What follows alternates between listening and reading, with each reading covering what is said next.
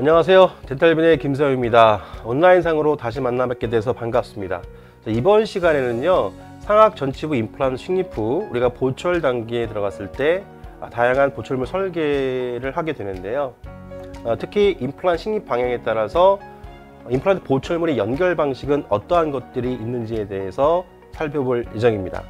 아주 많은 임상 케이스가 준비되어 있고요. 이 임상 케이스를 바탕으로 해서 제가 말씀드리고 싶은 것을 하려고 합니다. 부디 선생님들의 임상에 많은 도움이 되기를 바라면서 시작하도록 하겠습니다.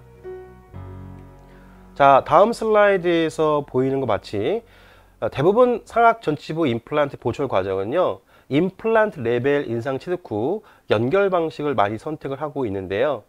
제가 구치부 임플란트 수복과 관련된 강의에서 설명을 드린 것처럼 상악 전치부에서도 다음과 같이 세 가지 방법의 연결 방식을 선택할 수가 있습니다.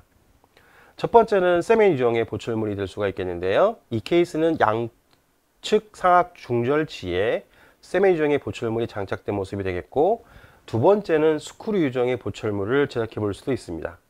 저 임상사진에서는 11번 상악 우측 중절지에 적용된 증례가 되겠고요. 세 번째로는 컨베션 타입 또는 SCRP 또는 ER, Easy Retrievability 약자죠. ER 타입을 선택해 볼 수도 있겠습니다.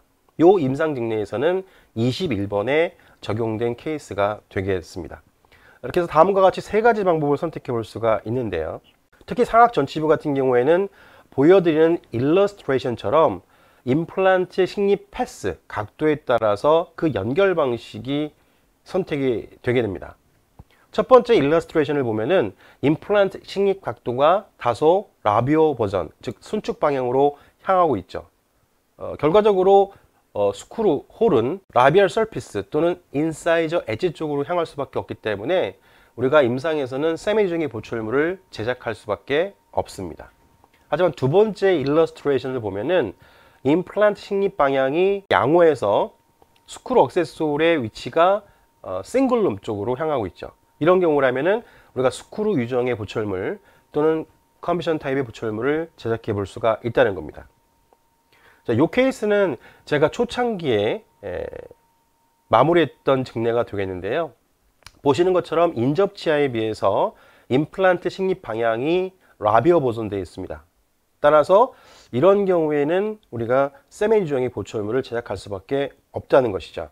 그러면 이런 상황에서 우리가 어떤 것을 고려를 해봐야 되냐? 단순하게 각도의 문제만을 해결해 보기 위해서는 기성지대주 중에서 스트레이트 타입보다는 이게 앵글드 타입 있죠? 이렇게 앵글드 타입의 기성지대주를 선택해서 해결해 볼 수도 있겠습니다. 그냥 이론적이에요. 하지만 상악 전치부는 각도의 문제도 있고, 그 다음에 마진의 위치도 잘 설정을 해야겠고, 또 위치가 벗어난 경우도 있기 때문에 이러한 여러 가지 문제를 동시에 해결하기 위해서는 스톡 어버트먼트가 한계를 갖는다는 것이죠. 그래서 대부분 제 임상에서는 커스터마이즈드 어버트먼트를 주로 선택을 해 왔습니다.